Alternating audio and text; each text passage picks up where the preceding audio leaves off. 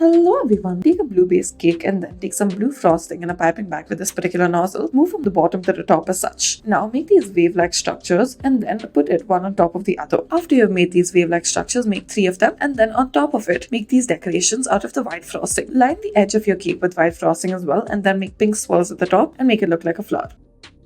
Next, take some red frosting in a piping bag as such and then write the message love along with a line right through the center. Add heart shapes in different sizes all around your cake and then add edible sprinkles that are in white all around the cake as such. Next, start off by taking a white base cake and then taking some white frosting in a piping bag at the top of it. Write your message out of it as such. We have decided to write a long message this time, starting off with the date that is August 2022, and now underneath it we are writing numbers to it. We've written numbers all around and made it look like a calendar and then circled out the date of the person. After this, we have also lined the August in black and little hearts as well to it.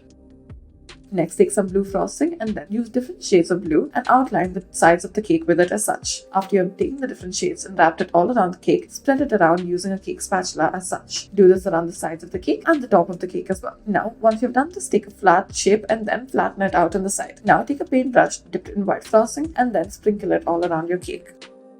Next, take some black frosting and then make the Chanel symbol on the top of it as such. After this, take some white edible pearls, add it as the outline of the Chanel shape as such. Now underneath it, where there is space, you may add little letters made out of a stencil and add Chanel. Next, take some fondant, roll it out and then cut out 2 circular shapes out of it as such. After this, cut out an arrow-like shape out of it and then taking the excess pieces of it, cut out letters using stencil as well. Now add the arrow and then add your message as well to it.